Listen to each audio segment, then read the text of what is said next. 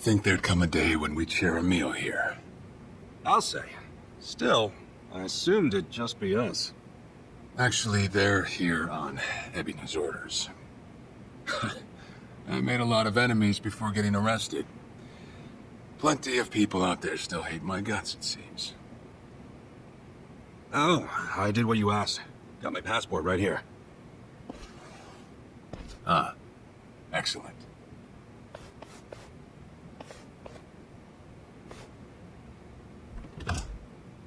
So, what's this favor you're asking? I'm sending you to Hawaii. There's someone there who wants to meet you. Hawaii? Who is it? Well, it's your mother. What? She's the one woman the boss truly loved. Akane-san. Huh? Wait, that's... Just so we're clear here, yes, you are indeed the boss and Akane-san's child. That fateful day 40 years ago, I saw everything with my own eyes. On that day, 2 babies at the coin lockers were sadly mistaken for one another.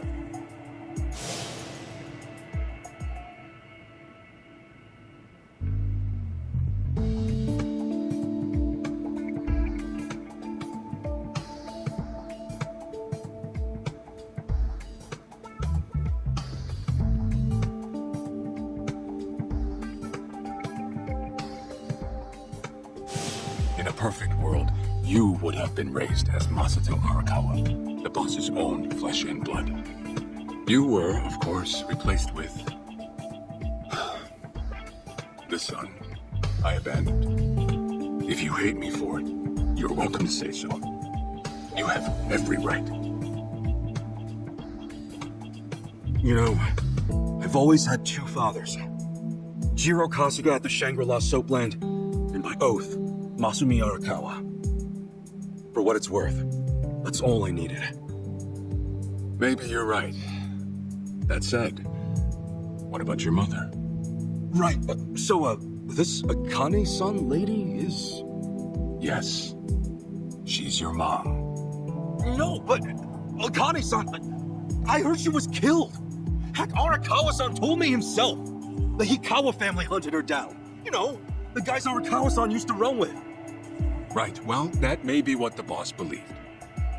But it's not entirely true. Prior to the boss's departure, the patriarch of the Hikawa family hoped to marry Arakawa-san to his daughter. That's how much he liked him. You might even say the patriarch wanted him as his heir. But as fate would have it, the boss was already together with Akane-san, so he had to fearfully turn down the offer. Right. That was it. And the patriarch's rage upon hearing the news was more than the boss could have ever imagined. In a sudden turn, he tried to kill both the boss and Akane-san, who at the time was pregnant with you.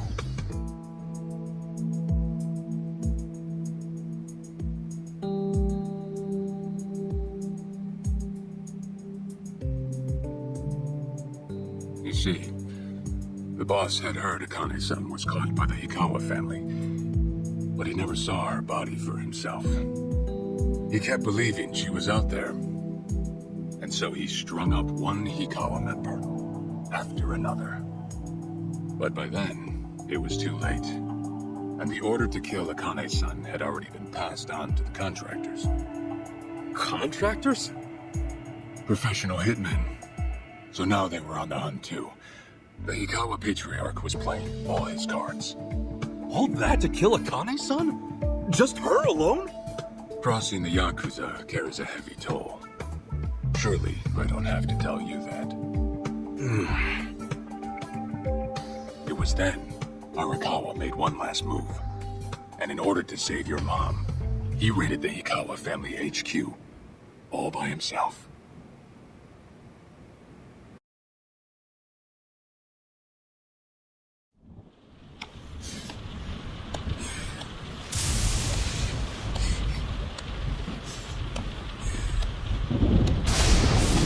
Arakawa! You're going straight to hell, you damn traitor!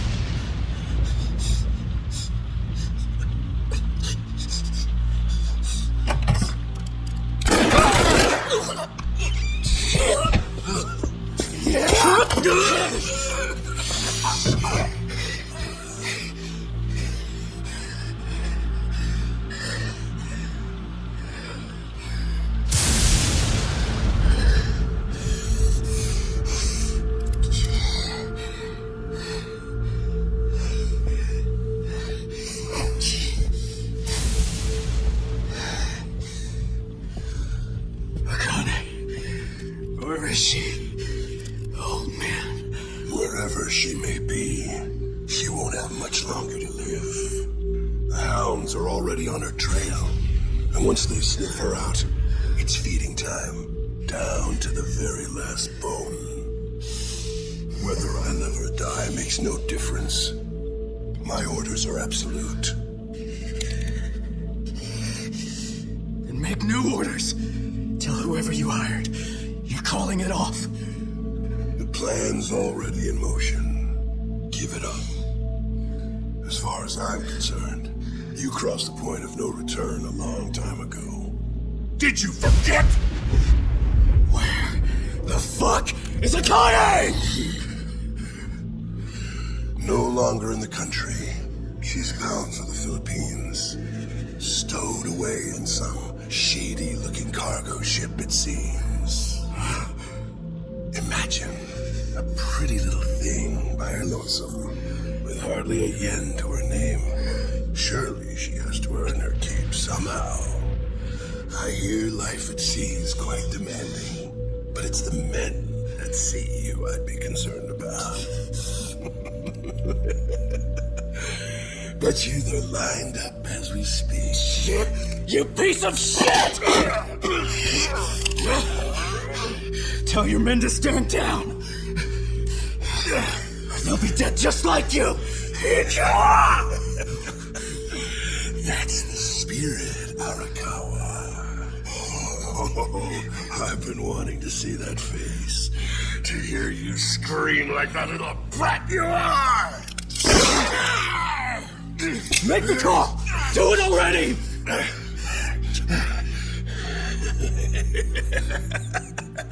One really has to wonder, though, how bad is your bitch holding up?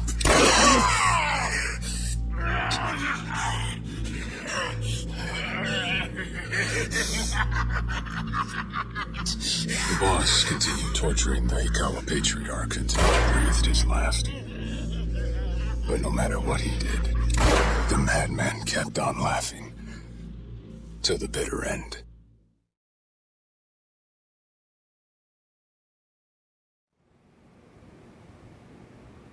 And in the end, he never found out where Akane-san was. And now he had no chance of calling off her pursuers. But wait, he knew she was headed for the Philippines, right? There had to be something he could do. There was. He flew to the Philippines as soon as possible, and once he formed his own family, his subordinates joined the search. But nothing ever turned up, and the years just kept passing by. He came to believe that if Akane-san were alive, she would have contacted him. That day never came. So he and the rest of us assumed the worst, though no one ever said it out loud.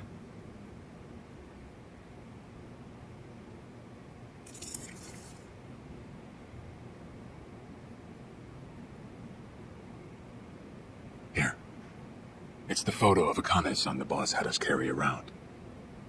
What? I can't imagine you've seen it. This is her? Akane-san? Oh. She's native Hawaiian, albeit with some Japanese blood mixed in. Then I have that blood too? Guess that's how it goes.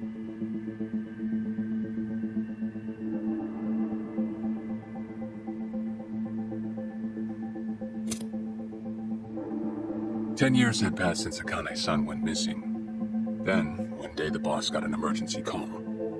It was from an officer of a Filipino group we had dealings with. He found a girl in Hawaii who looked just like her. Then that mean maybe she moved back home at some point.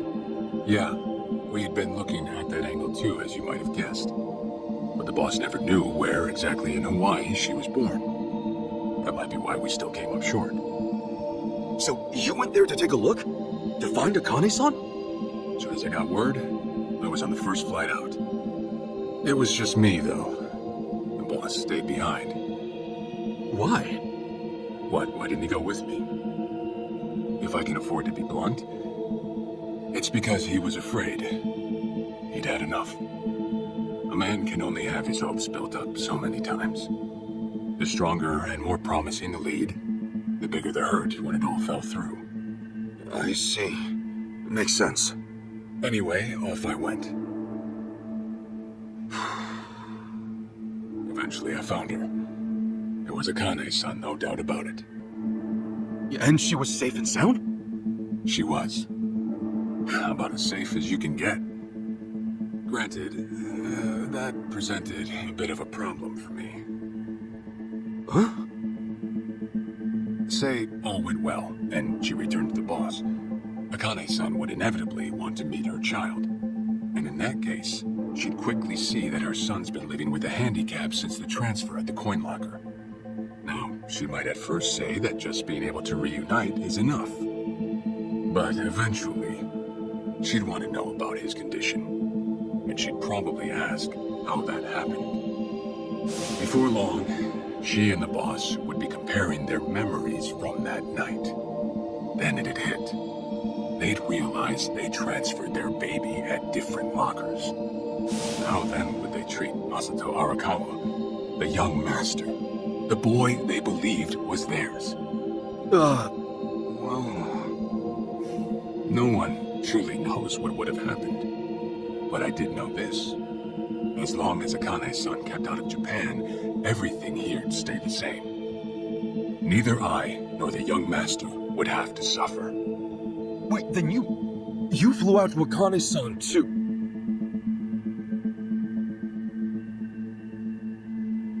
Exactly. When I saw Akane-san, I was planning to kill her.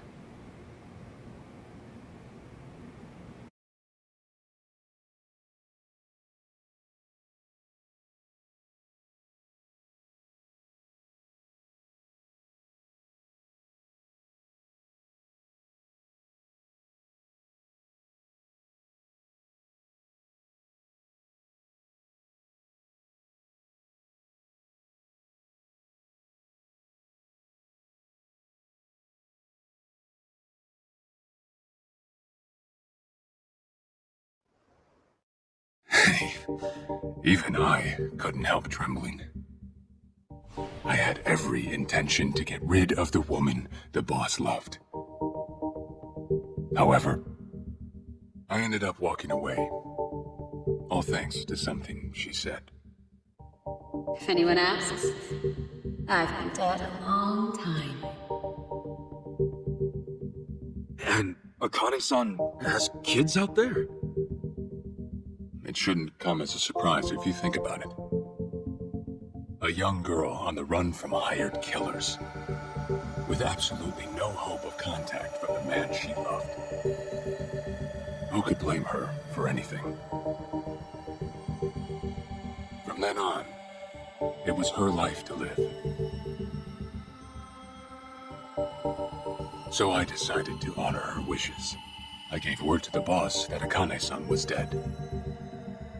I told him the Hikawa family had reached her first.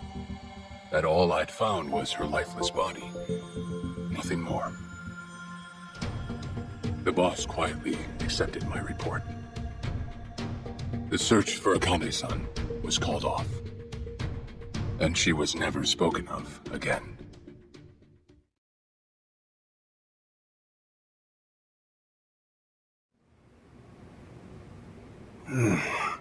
After that, I stayed in contact with her, though sparsely. I needed some control over her so that she wouldn't suddenly get homesick for Japan, you see. You're a certified asshole. Still, I get that this all started because of what Akane-san said. I'm not saying everything you did was wrong.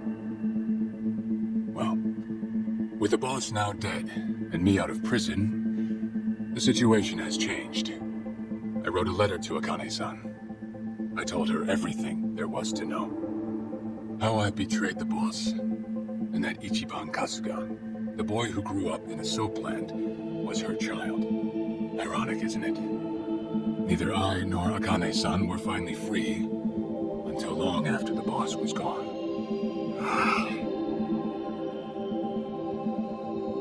Anyhow, Ichi, Akane-san, she tells me she wants to meet you. She does? Me? Akane-san's home address. It's right there on the front. Is this a letter from Akane-san? It's just the envelope. The letter was to stay between me and her. I'm afraid I can't show it to you. Sure, I get that. Yeah, I'm sure it must be strange to be in your 40s and be asked to meet your mom for the first time. But Akane-san's only getting older. A son ought to set his mother's mind at ease before she passes on, don't you think? Well, yeah. This is just one more way for me to atone for all I've done. I'll be booking your flight to Hawaii. You'll leave tomorrow night. All that's left is how you feel about it. Will you go? Not for me, but for Akane-san. Please, won't you see her, Ichi? Captain. I beg you.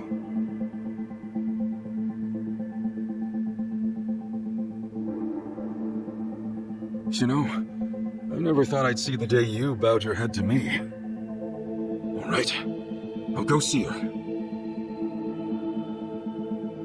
Well, I would have killed you if you'd said no.